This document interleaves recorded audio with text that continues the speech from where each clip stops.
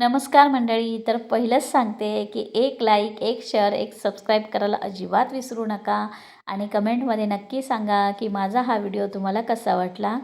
तर हे कडवे वाल आहेत आणि याला गावठी वालही म्हणतात. आमच्या कोकणामध्ये भरपूर प्रमाणात मिळतात कारण याची शेतीही केली जाते. आणि 2 दिवसापूर्वी मी हे भिजत घातले रात्री आणि काल मी पूर्ण दिवस मोड काढण्यासाठी पाणी सगळं निथळून ते मोड काढण्यासाठी ठेवले. तर आजपर्यंत ह्याला छान असे मोड आलेले आहेत. हे बघा. आणि मोडाची भाजी असते ती शरीराला खूप गुणकारी असते. तर अशा प्रकारे भाजी कोणी कोणी खाल्ली आहे मला कमेंटमध्ये नक्की सांगा. आणि मी कशाप्रकारे भाजी बनवली तर आता चला भाजीला आपण सुरुवात करूया. तर या भाजीमध्ये मी बटाटा घातला नव्हता.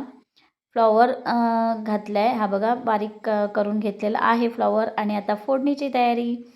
तर पातेल्यामध्ये तेल गरम केले. त्यामध्ये 1 चमचा मोहरी, 1 चमचा जिरं, आलं लसूण, कोथिंबीर आणि मिरचीची पेस्ट ही बघा छान परतवून झाल्यानंतर आपला नेहमीप्रमाणे बारीक चिरलेला कांदा आणि ओली मिरची, लंकेचे मसाले. आता सगळ्या मसाल्यांची मी नावं नाही सांगत आहे. तर नेहमीप्रमाणेच माझे मसाले आहेत. त्यानंतर खोबऱ्याचं वाटण. वाटणामध्ये मी टोमॅटो घातला होता.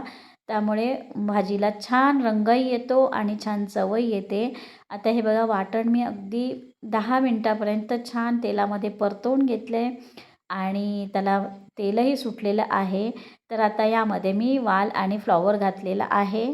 छान एक कड हे बघा झाकण ठेवून शिजण्यासाठी ठेवलेलं आहे. त्यानंतर अगदी उकळी आल्यानंतर आता यामध्ये थोडंसं चवीनुसार मीठ आणि भरपूर सारी कोथिंबीर. तर अशा प्रकारे उसळ नक्की करून बघा. खूप छान लागते. तर हा व्हिडिओ शेवटपर्यंत पाहिल्याबद्दल धन्यवाद.